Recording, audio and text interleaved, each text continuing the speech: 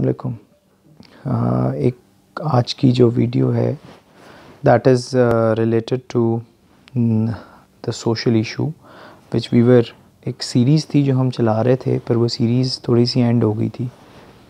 आज का जो इशू है वो है हमारे जो सोशल सबसे बड़ा एक प्रॉब्लम है हमारी पाकिस्तान और इंडिया और दीगर सोसाइटीज़ जो हमारे लिंक्ड हैं उन सब में, वो ये है कि जब भी शादी आती है तो शादी जो है एक ब्लेसिंग की बजाय यूजुअली क्या बन जाती है, बर्डन फैमिलीज़ के लिए। ना सिर्फ आप इसको रिस्ट्रिक्टेडली ये कह सकते हैं कि ज़्यादा बर्डन बन जाती है औरत की वाले साइड के लिए और कम बर्डन होती है वो जो मेल साइड होती है उसके लिए। तो इस इशू को आप सब लोग फोकस करते हैं, आप सब लोग इस इशू के ऊपर बात भी करते हैं, इस इशू को गलत भी समझते हैं, तो स्टेप क्यों नहीं लेते हैं? अगर एक इंसान किसी चीज़ को मान रहा है कि ये चीज़ गलत है तो उस पर स्टेप क्यों नहीं ले रहा है? आप ये देखें कि बहुत सारे हमने ऐसे देखा है कि लोग बाकायदा लोन उठा के, बाकायदा उधार ले के, अपने आप को मुसीबत में डाल के, कई जगहों पे अपनी चीज़ें गिरवी रख के शादियों के ऊपर पैसा लगाते हैं। और उसमें से मोस्टली चीज़ें जो होती हैं वो ऐसी होती हैं जिन पे फजूलियात के ऊपर पैसा लगाया जाता है। कुछ चीज़ें हम काउंट करते हैं छोटी छोटी जो भी दिमाग में आएंगी, और आप खुद बताएं। अब एक मिठाई है, ठीक है, आपने ज़रूर है कि वो कई किलो मिठाई बनवानी है, आपने ज़रूरी है कि आपने वेन्यू जो है वो बहुत ही बेस्ट लेविश तरीके से सजाना है, ज़रूरी है आपने अपने साथ 1,500 एक्स्ट्रा लोगों को साथ लेके जाना है, एक नॉर्मल क्यों नहीं आप कर सकते? ज़रूरी है आपने अपनी बेटी को दुनिया जहान की चीज़ें देनी हैं, और क्या ये भी लोगों के लिए ज़रूरी है कि आपने लेनी है? कब आप इस कॉन्सेप्ट को बिल्ड करेंगे कि अब हमें इस मुसीबत से बाहर निकलना चाहिए और हमें सोचना चाहिए कि अब हम मुआशरती तौर पे अपनी शादियों के अंदर होने वाले ख़र्चे को समझते हैं कि ये बुराई है और उसके ऊपर चुप बैठे हैं, कई सदियों से चुप बैठे हैं। जब हर बंदा इस कॉन्सेप्ट को, इस आइडियोलॉजी को मान रहा है, फिर चुप रहने की क्या ज़रूरत है?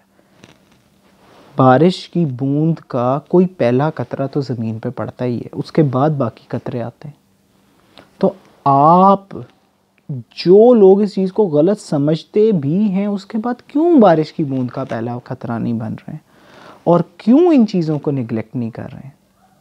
अगर निगलेक्ट करते भी हैं, मानते भी हैं, तो उसके ऊपर अमल क्यों नहीं कर रहे हैं?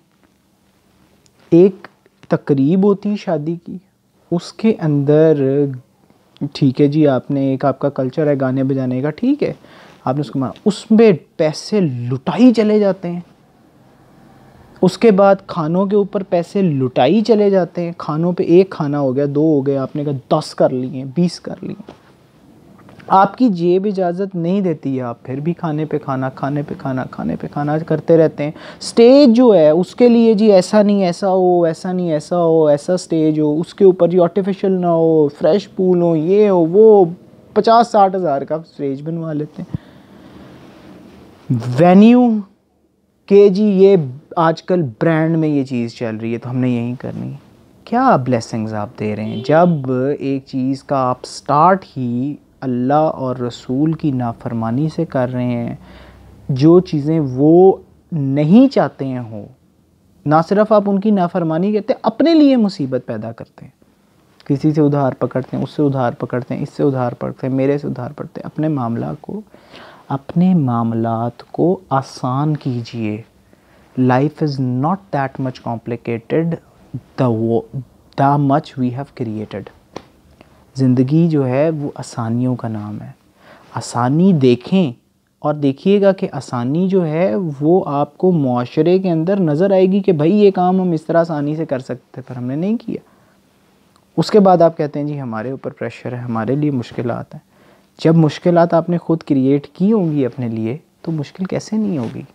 तो बराए मेहरबानी अपनी एक आइडियोलॉजी को सोचिए और शादी ब्याह का ख़र्चा जितना महदूद हो सकता है या जितने आपके वसाइल हैं ईज़ीली उनमें मैनेज करें। हर बंदे के लिए अंबानी की शादी जो है वो नहीं है जिसको उसने सोच लिया कि जी मैंने भी ऐसी ही करनी है, ठीक है। या जो दूसरे रिच लोग हैं उनकी शादी आपके लिए कोई वो नहीं है कि स्टैंडर्ड नहीं है, आपकी शादी भी कोई स्टैंडर्ड हो सकता है। उस स्टैंडर्ड का इंतज़ार कीजिए और उसका इंतज़ार कीजिए।